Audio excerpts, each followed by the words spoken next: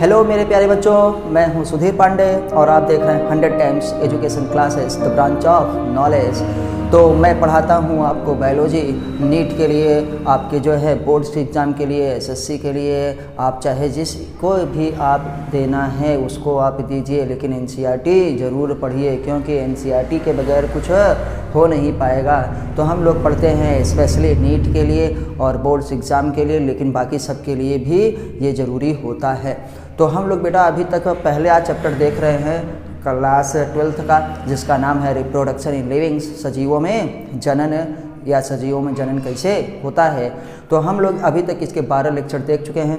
आज हम देखेंगे 13 लेक्चर्स, मतलब 13वां लेक्चर देखेंगे। तो आइए देखते हैं कि ये हमारे पास लेक्चर क्या हो गया बेटा 13, और हम लोग इसको पढ़ते हैं। कल हम लोगों ने एक देखा था लास्ट वीडियो में कि भैया हमारे पास हर मनुष्य, थोड़ा सा शुरुआत करते हैं स्टार्टिंग से, कि बर्थ होता है, बर्थ के बाद वो क्या होगा बेटा, उसका डेथ भी निश्चित है ना। सिंगल सेल ऑर्गेनिजम्स के को छोड़ करके किसी को भी अमरत्व प्राप्त नहीं है, मरना सबको है। तो जब हमारे पास डेथ हुआ था, तो डेथ हुआ, ग्रोथ हुआ, तो बोले थे कि हमारे पास क्या आया, जन्म हुआ। तो स्टार्टिंग में जन्म से हम पहले कौन सी फेज पढ़े हैं, बर्थ के बाद हम लोग अपना पढ़े बेटा जुवेनाइल फेज। क्या है, जुवेनाइल फेज, जुवेनाइल फेज देखते हैं। जुवेनाइल फेज इसी को पौधों में कहते हैं, क्या है, वेजेटेटिव फेज। बेटा हम लोग जुवेनाइल फेज देखे, मतलब किशोरावस्था। क्या हुए पहले, किशोरावस्था हमारे अंदर आई। पौधों को इसीलिए क्या कहते हैं, इसमें ये पौधों के लिए क्या होता है, कायिक अवस्था आई। कायिक अवस्था के बाद हमारे पास कौन सी एक अवस्था आई थी जिसको हम देखे थे, जुवेनाइल के बाद आई फिर हमारे पास क्या सा बेटा, रिप्रोडक्टिव फेज। कौन सी फेज है, रिप्रोडक्टिव फेज। अब ये रिप्रोडक्टिव फेज प्लांट एनिमल्स दोनों के लिए है, रिप्रोडक्टिव फेज है, तो उसमें नहीं लिखेंगे। पौधों में भैया कायिक अवस्था होती है, जंतुओं में किशोरावस्था होती है, लेकिन इसको जब हम लोग डांकते हैं इस अवस्था के बाद, चाहे वो पौधा हो चाहे वो एनिमल्स हो, दोनों में आती है क्या, रिप्रोडक्टिव फेज, जिसे हिंदी में कहा जाता है जनन प्रावस्था। जनन प्रावस्था। तो बेटा हम लोग जनन प्रावस्था वगैरह भी देख चुके हैं कि क्या होता है, कैसे होता है। तो जिन्होंने ना देखा हो प्लीज़ वो जा करके पिछली वीडियोज़ में देखें, प्लेलिस्ट में जाइए, उसमें लिखा है बायोलॉजी फॉर क्या है 12th है, या लिखा है 12th बायोलॉजी फॉर क्या है नीट, तो आपको उसमें मिल जाएगा। अब इसके बाद क्या होगा बेटा, जब इसके बाद हम आ गए तो हमारे पास क्या आएगा, ओल्ड एज। क्या है, ओल्ड एज, जिसे हम सेनेसेंस भी कहते हैं, बुढ़ापा। क्योंकि उम्र तो बढ़ ही रही है, उम्र तो बढ़ ही रही है क्योंकि वो बढ़ती जाएगी। और ओल्ड एज के बाद अल्टीमेट हमारी पास क्या होगी, डेथ। क्या हो जाएगी, डेथ। ओल्ड एज के बाद हमारे पास डेथ है, निश्चित है। तो पहले बेटा हम लोग क्या लेते हैं, जन्म लेते हैं, फिर हमारे पास किशोरावस्था आती है, फिर हमारे पास रिप्रोडक्टिव फेज आता है, फिर हमारे पास ओल्ड एज आता है, और ओल्ड एज के बाद हम लोग टपक लेते हैं, मतलब परमात्मा को पधार जाते हैं, सिधार जाते हैं, जो भी कहिए, मतलब मरना निश्चित है, मरना निश्चित है, सबकी मृत्यु होती है। तो हम बेटा इसको पढ़ चुके हैं, इसको पढ़ चुके हैं, इसको पढ़ चुके हैं। आज देखते हैं ओल्ड एज आखिर होता क्या है, क्या होता है बुढ़ापा। आखिर बुढ़ापे में ऐसी कौन सी प्रॉब्लम हो जाती है कि उसके बाद मरना ही है। तो जब हमारे पास रिप्रोडक्टिव फेज ख़त्म हो जाती है, जनन प्रावस्था ख़त्म हो जाती है, हम लोग जनन करने के लायक नहीं रह जाते हैं, तो वो हमको ओल्ड एज माना जाता है। तो ऐसा है कि पुरुषों में ये बहुत लंबा होता है, पुरुष जब तक जीता है तब तक स्पर्म फॉर्मेशन होता रहता है, तब तक उसके अगर स्पर्म को हम लोग आर्टिफिशियल तरीके से AI आर्टिफिशियल इंसेमिनेशन करवाएं तो वो जन्म बच्चे को दे सकता है। तो लेकिन महिला में केवल ये 45 से 50 साल तक क्या है, ओवम रिलीज होते। ओवम फॉर्मेशन नहीं बेटा, ओवम का रिलीज, अंडोत्सर्ग। अंड तो जन्म से पहले ही महिला के बन जाता है, उसके बाद वो सिर्फ डेवलप होता है, विकसित होता है और रिलीज होता है। तो बेटा एक तब भी हम मानते हैं कि चाहे वो जेंट्स हो चाहे वो क्या हो हमारे पास लेडीज हो चाहे मेल हो चाहे फीमेल हो, बुढ़ापा आता ही आता है। लेकिन साइंटिफिक तरीके से अगर माने तो क्या है, पुरुष कभी बूढ़ा होता नहीं है। अगर वो 70 साल का हो जाएगा तब भी लाल टपकाता रहेगा। लाल टपकाने का मतलब समझ गए ना, कि किसी को देखा गया तो हार्मोनल्स एक्टिवेट होते रहते हैं और वो बच्चों को जन्म दे सकता है, क्योंकि स्पर्म फॉर्मेशन जब तक वो जिंदा रहेगा तब तक स्पर्म का फॉर्मेशन होता रहता है, लेकिन ओवम रिलीज नहीं होता। फिर भी ओल्ड एज आ ही जाता है, जवानी के बाद बुढ़ापा आता ही आता है। तो हम क्या कहेंगे, इसको कहते हैं slow rate of metabolism. Slow rate of क्या है, मेटाबॉलिज्म। बेटा यही बुढ़ापा है, बहुत शॉर्टकट में इसको बता दिए। स्लो रेट ऑफ क्या है, मेटाबॉलिज्म। मेटाबॉलिज्म का मतलब आप जानते हैं, जब आपके शरीर में हमारे पास ऑक्सीडेशन रिडक्शन मतलब एनाबॉलिज्म या कैटाबॉलिज्म कम होने लगे ना, आप कुछ भी खाएंगे ज़्यादा पचेगा नहीं, ज़्यादा खा भी नहीं पाएंगे, ज़्यादा एक्सरसाइज भी नहीं कर पाएंगे, ज़्यादा मेहनत भी नहीं कर पाएंगे ना। तो हमारे पास सबसे ज़्यादा यही है कि रेट ऑफ मेटाबॉलिज्म क्या हो जाता है, स्लो हो जाता है, जिसको हम उपापचयन की अभिक्रिया कहते हैं। तो हम मेटाबॉलिज्म रेट जब कम हो गया तो आपको बुढ़ापा आना ही आना है, या कहिए बुढ़ापे में क्या होता है, रेट ऑफ मेटाबॉलिज्म कम हो जाता है। मेटाबॉलिज्म में बेटा दो चीज़ें होती हैं। पहले पास हमारे पास क्या है, एनाबॉलिज्म। एनाबॉलिज्म जिसमें बेटा हमारे पास क्या होता है, बॉन्ड का फॉर्मेशन होता है। दूसरा हमारे पास क्या है बेटा, कैटाबॉलिज्म। क्या है, कैटाबॉलिज्म, जिसमें बॉन्ड टूटते हैं। तो अगर और मेटाबॉलिज्म को ही कहें कि all total chemical reaction occur in our body, जो हम लोग पढ़े थे क्लास 11th के चैप्टर नंबर 1 में ना, हम लोग पढ़े थे the living world, the living world, जीव जगत। तो उसमें लिखा है हमारे पास sum of all total chemical reactions occur in our body called metabolism. तो हमारी बॉडी में वही रेट ऑफ रिएक्शंस क्या हो जाती, कम हो जाती, बहुत धीमी धीमी से होगा ना। हम लोगों का प्रोसेस कम होगा। हम लोग देखो बुढ़ापे में चलते भी धीमे से, काम भी धीमे से करते हैं, उठते भी धीमे से हैं, सोते भी हैं धीमे से, मतलब बहुत ज़्यादा टाइम है लेकर के शरीर की सारी क्रियाएं क्या हो जाती हैं, स्लो हो जाती हैं, क्योंकि शरीर के अंदर जो रिएक्शंस हो रही हैं वही स्लो हैं, और उसी को कहते हैं बेटा मेटाबॉलिज्म। तो मतलब रेट ऑफ मेटाबॉलिज्म स्लो हो गया, आपका डाइजेशन भी सही से नहीं होगा, आपका रिस्पायरेशन भी सही से नहीं होगा। रिस्पायरेशन का मतलब सिर्फ सांस लेना नहीं होता बेटा,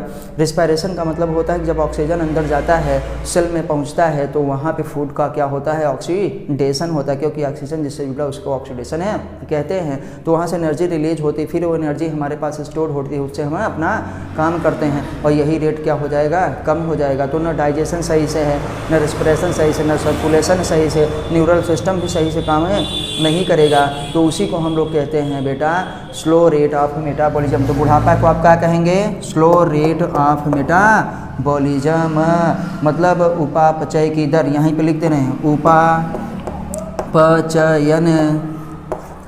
की दर क्या हो जाती है, मंद, धीमी, बहुत क्या हो जाती है, दर मंद हो जाती है, मंद हो जाती है, और धीरे धीरे धीरे धीरे एकदम ही से मंद हो जाती है। तो उसको क्या कहते हैं, मृत्यु।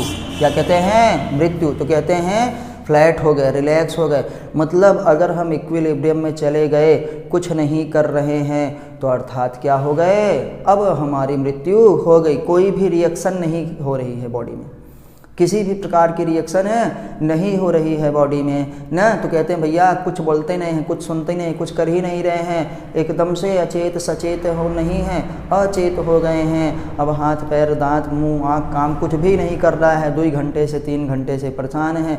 तो इसका मतलब है कि सारी की सारी रिएक्शंस, और सारी की रिएक्शंस को टोटल को हम लोग इसी को कहते हैं मेटाबॉलिज्म। क्या कहते हैं बेटा, उपापचयन। तो उपापचयन की जब दर कम होती है तो धीरे धीरे उसे बुढ़ापा, और जब उपापचयन की दर क्या हो जाए, एकदम से बंद हो जाए, तो उसी को मृत्यु कहते हैं। मरना सबको है, ये कन्फर्म हो गया है। तो बेटा आप अपना फेज एक बार फिर से देख लीजिए, स्क्रीनशॉट ले लीजिए, हम लोग देखते हैं। तो इन सब चीज़ों को थोड़ा सा और आगे करके हम बढ़ाते हैं। तो आप स्क्रीनशॉट लेना चाहें तो ले लीजिए कि आखिर ये तीनों फेज हमको आता कैसे है, ये तीनों फेज कैसे आता है। कि बर्थ के बाद जुवेनाइल फेज आता है, फिर रिप्रोडक्टिव फेज आता है, फिर ओल्ड एज आ गया, फिर क्या है, ओल्ड एज के बाद डेथ आ गया, तो अल्टीमेट डेथ को कहते हैं। तो हम यही 3 पढ़ेंगे कि कैसे वेजिनाइल पहले आया, रिप्रोडक्टिव और ओल्ड एज ये कैसे आया। तो बेटा हमको काहे के लिए, हार्मोनल चेंज की वजह से ऐसा होता है। तो आइए फिर थोड़ा देखते हैं, आप स्क्रीनशॉट ले लिए होंगे। तो ये कह रहे हैं कि हमारे शरीर में या हमारे साथ ऐसा क्यों होता है कि हम लोगों में किशोरावस्था आती है, हम लोगों में बेटा जनन अवस्था आती है और हम लोगों में बुढ़ापा आता है। क्या हम बुढ़ापे को रोक नहीं सकते? क्या हम जनन को कंटिन्यूअस करते ही रहें, यंग ही हमेशा रहें? तो बेटा पूरी दुनिया इसी पे लगी है, लेकिन इसका कोई सोल्यूशन अभी तक मिला नहीं है कि आप अपनी एज को रोक सकिए। सेल्यूलर एज रोक सकते हैं लेकिन एज को नहीं रोक सकते हैं। तो इस अंतर को हम आपको बाद में बताएंगे। तो थोड़ा सा हम इंग्लिश वाली एनसीईआरटी से पढ़ते हैं, पेज नंबर 10। तो याद रखिएगा, in both plant and animals hormones are responsible for the होता ट्रांजेक्शन बिटवीन द 3 फेजेस। कह रहे हैं भैया हार्मोन्स और क्या होता है? रिस्पॉन्सिबल। बेटा इन सब चीज़ों के लिए कौन रिस्पॉन्सिबल है? Hormones are responsible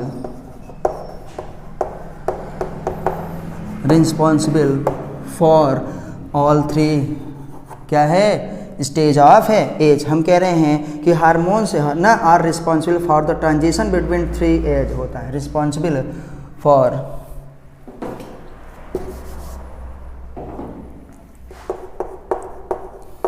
transitions between क्या है? 3 फेजेस।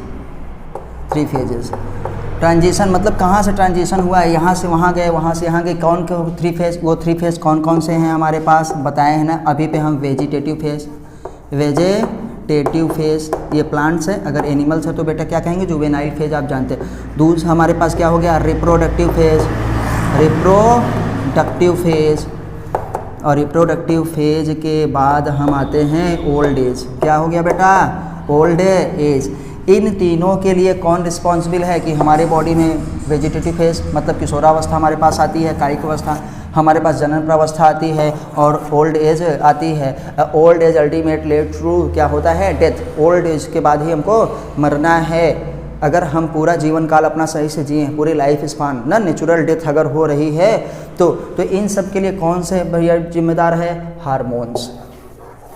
वो चाहे प्लांट हो चाहे एनिमल्स हो। तो याद रखिएगा हार्मोन बहुत क्या है? अच्छी चीज़ है क्योंकि मैसेंजर होता है। Interaction between hormones and the certain क्या एनवायरमेंटल फैक्टर्स रेगुलेट द होता है reproductive process and associated behaviour express of क्या है? ऑर्गेनिजम्स। तो बेटा ये क्या करते हैं हम लोग? एक चीज़ और है कि हार्मोन्स, यहाँ पे देखिए हार्मोन्स प्लस क्या है? Certain environmental factors, certain environmental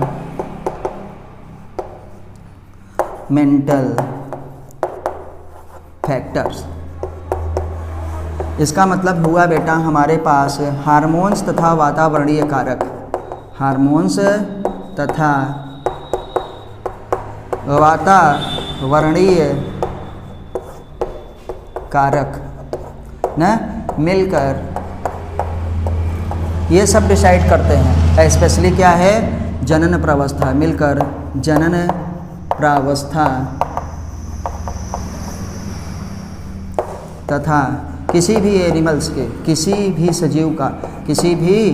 सजीव का बिहेवियर, स्वभाव निर्धारित करते हैं। बेटा हम जहाँ रहेंगे वहाँ का हमको प्रभाव जरूर होगा। घर वाले भी कहते हैं जैसी संगति वैसा असर, लेकिन वहाँ पे इस पे वहाँ पे इसका मतलब ये नहीं है।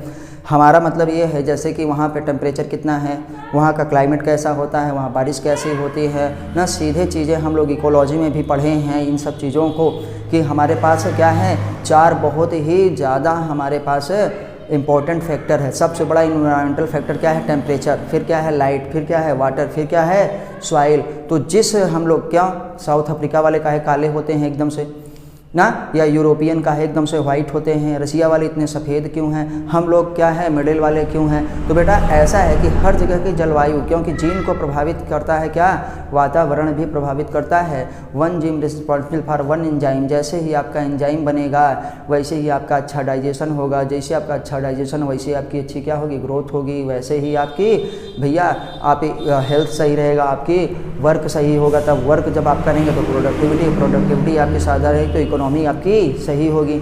तो तो हर चीज़ ऐसे क्या है, वातावरण से भी प्रभावित है, इसीलिए लोग जो है अपने सुटेबल कंडीशन में जाना चाहते हैं, अच्छी से अच्छी जगह रहना चाहते हैं। बेटा आँख कान नाक सब आप ये जेनेटिक्स चैप्टर नंबर 5 और 6 में पढ़ेंगे कि कितना इन्वायरमेंट प्रभावित करता है। यहाँ पे याद रखिएगा कि वेजिटेटिव फेज के लिए, रिप्रोडक्टिव फेज के लिए तथा ओल्ड एज के लिए कौन रिस्पॉन्सिबल है, हार्मोन्स। कौन रिस्पॉन्सिबल है बेटा, हार्मोन्स। और हार्मोन्स तथा सर्टेन एनवायरमेंटल फैक्टर्स जो हैं वातावरणीय कारक, वो हमारे क्या है, बिहेवियर को, हमारे वेजिटेटिव प्रोसेस को, हमारे रिप्रोडक्टिव प्रोसेस को प्रभावित करते हैं। तो निश्चित तौर पे आपको ये समझ में आया होगा। 100% आपको एनसीईआरटी बेटा लाइन टू लाइन पढ़ा रहे हैं। कुछ बच्चे तो ऐसे होंगे जो इस चीज़ों को पहली बार सुन रहे हैं, तो प्लीज़ उनसे रिक्वेस्ट है कि आप हिंदी में एनसीईआरटी पढ़िए, चाहे इंग्लिश में पढ़िए, मेरे हाथ में जो आ जाती है मैं वही पढ़ लेता हूँ, लेकिन आप वीडियो को ज़रूर देखिए और अच्छे से समझिए, और एक ही बार में नहीं तो बार बार में देखिए, लेकिन खुद में सेल्फ स्टडी घर में ज़रूर करिए। तो आप इसका स्क्रीनशॉट ले सकते हैं।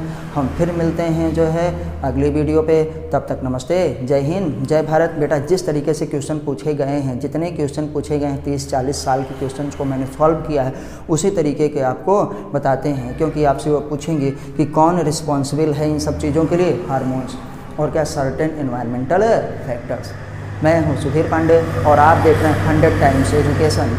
तो फिर मिलते हैं अगली वीडियो पे, तब तक नमस्ते, जय हिंद, जय भारत।